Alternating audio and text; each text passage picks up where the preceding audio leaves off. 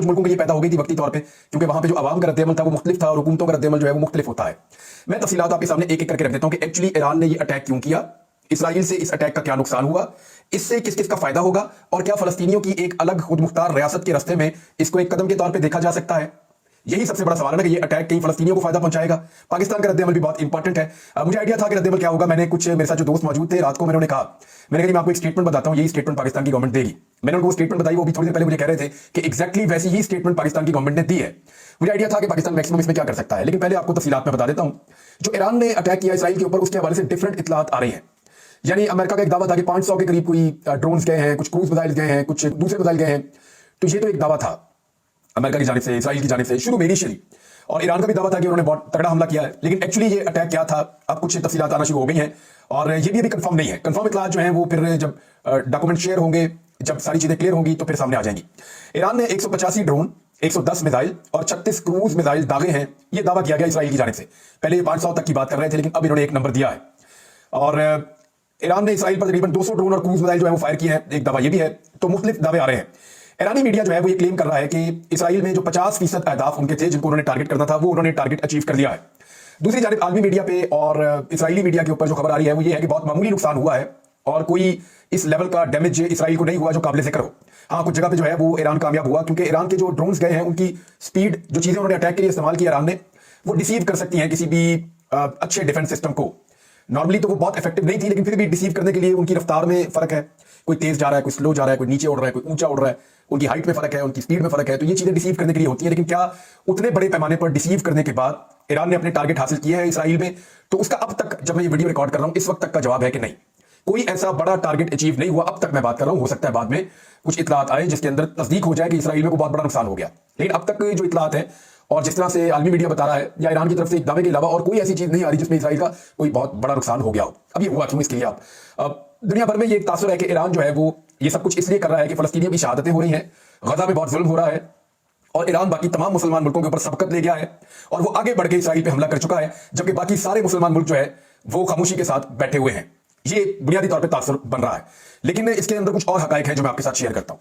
सबसे पहली हकीकत यह है कि एक अटैक हुआ था 1 अप्रैल को, और ये अटैक हुआ था दमिश्क में। और इस अटैक के अंदर इसराइल ने जो है वो ईरान के कौंसल खाने को टारगेट किया था दमिश्क में। यानी दमिश्क के अंदर ईरान का जो कौंसल खाना है उसके ऊपर इसराइल ने हमला किया था और इस हमले में सीनियर कमांडर समेत 7 ईरानी जो है वो जाँ बहक हो गए थे। जवाबी कार्रवाई का हक रखते हैं, उस वक्त ईरान ने यह कहा था। यह चीज 1 अप्रैल को रिपोर्ट हुई थी और अब जो अटैक का दिन है या रात का वक्त है वो लगभग 2 हफ्ते के बाद ईरान ने इसका जवाब दिया है। ईरानी पासदारान इनकलाब का कहना है कि शाम के दारुल हुकूमत दमिश्क में ईरानी कौंसल खाने की इमारत पर इसराइली हमले में तंजीम के 2 सीनियर कमांडर समेत 7 एहलकार हलाक हुए हैं और ये बहुत बड़ा नुकसान था ईरान का। ये बड़े अहम और सीनियर कमांडर्स थे ईरान के। एक्चुअली इसराइल ईरान पे ये इल्जाम लगाता है कि हमास के पीछे ईरान है और हमास को जितनी सपोर्ट मिलती है इसराइल के ऊपर अटैक करने के लिए वो ईरान से मिलती है। और वो इस कौंसल खाने को जहां पे इसराइल ने अटैक किया वो जिम्मेदार समझ रहा था कि यहां से हमास को प्लानिंग और सपोर्ट मिलती है। तो उन्होंने उस कौंसल खाने के ऊपर अटैक किया जो कि गलत था, जो इंटरनेशनल कवानीन की खिलाफ वर्जी थी। और आप किसी भी कौंसल खाने के ऊपर ऐसे अटैक नहीं कर सकते एक तीसरे मुल्क में जाकर।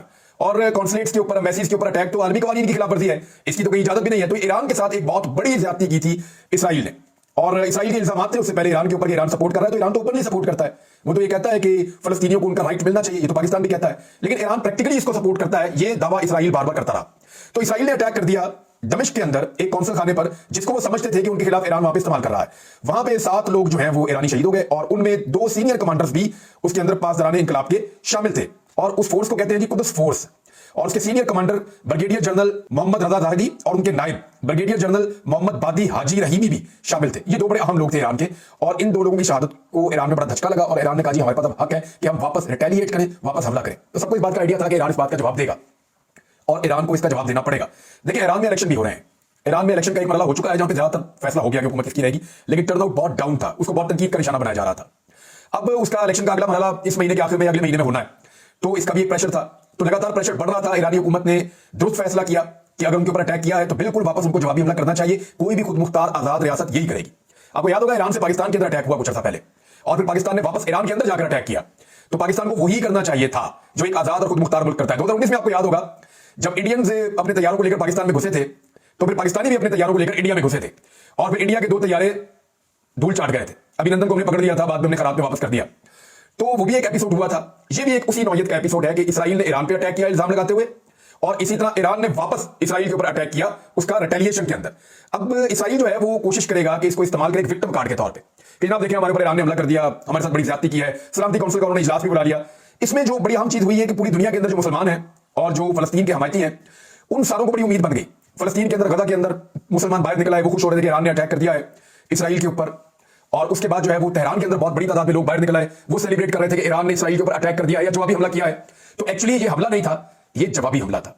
ये ईरान को जो इसराइल ने छेड़ा था उन्होंने वापस छेड़ दिया है। इसका कुछ लेना देना फिलहाल फलस्तीन के साथ नहीं है। लेकिन याद रखिएगा, कोई भी जंग अजीम छिड़ी हो या कोई भी बड़ी जंग लगी हो इस दुनिया में, उसका आगाज किसी छोटे से वाक़े से होता है। जो बड़ी से बड़ी आग लगती है, छोटी सी चिंगारी की वजह से लगती है। तो हमने इसको, इसकी हसासियत को जरूर